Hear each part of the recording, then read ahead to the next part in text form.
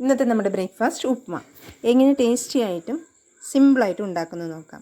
അതിന് വേണ്ടിയിട്ട് ഞാൻ കുറച്ച് വെജിറ്റബിൾസ് എടുത്തിട്ടുണ്ട്. 2 ക്യാരറ്റ്, സവാള, തക്കാളി, പച്ചമുളക് ഇതൊക്കെയാണ് എടുത്തെടുക്കുന്നത്. ഇനി നമുക്ക് തന്നെയെല്ലാം കനമില്ലാതെ റൗണ്ട് ഷേപ്പിലോ അല്ലെങ്കിൽ നീളത്തിലോ എങ്ങനെയെങ്കിലും ഒന്ന് മുറിച്ച് വയ്ക്കാം.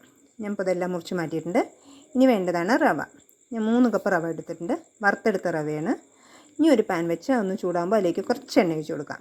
എണ്ണയൊന്ന് ചൂടായി വരുമ്പോൾ കടുകിട്ട് പൊട്ടിക്കാം. കടുക് പൊട്ടി തുടങ്ങുമ്പോൾ അതിലേക്ക് ഒരു സ്പൂൺ കടലപ്പരിപ്പും കൂടെ ചേർത്ത് നന്നായി ഇളക്കി കൊടുക്കാം. കടലപ്പരിപ്പിൻ്റെ ഒന്ന് കളർ മാറണം. പിന്നെ അതിലേക്ക് ഒരു വറ്റൽമുളകും കൂടെ പൊട്ടിച്ചിട്ട് സവാളയും ചേർത്ത് സവാള നന്നായി വഴറ്റിയെടുക്കാം. സവാളയുടെയൊക്കെ കളർ മാറുമ്പോൾ പച്ചമുളകും ക്യാരറ്റും കൂടെ ചേർത്ത് ഒന്നും കൂടെ ഒന്ന് ഇളക്കി ക്യാരറ്റ് ജസ്റ്റ് ചെറുതായി ഒന്ന് വെന്തിരിക്കണം. പിന്നെ അതിലേക്ക് തക്കാളി ചേർക്കണം. ആവശ്യത്തിന് കറിവേപ്പില, ഒരു 1/4 സ്പൂൺ മഞ്ഞൾപ്പൊടി ഇതെല്ലാം ചേർത്ത് ഒന്നുകൂടെ നന്നായി ഇളക്കി 1 മിനിറ്റ് ഒന്ന് അടച്ചു വയ്ക്കാം. ഇനി അത് തുറന്ന് അതിലേക്ക് വെള്ളം ചേർക്കണം. ഞാനിപ്പോൾ 1 കപ്പ് റവയ്ക്ക് 1.5 കപ്പ് അളവിലാണ് വെള്ളം എടുക്കുന്നത്.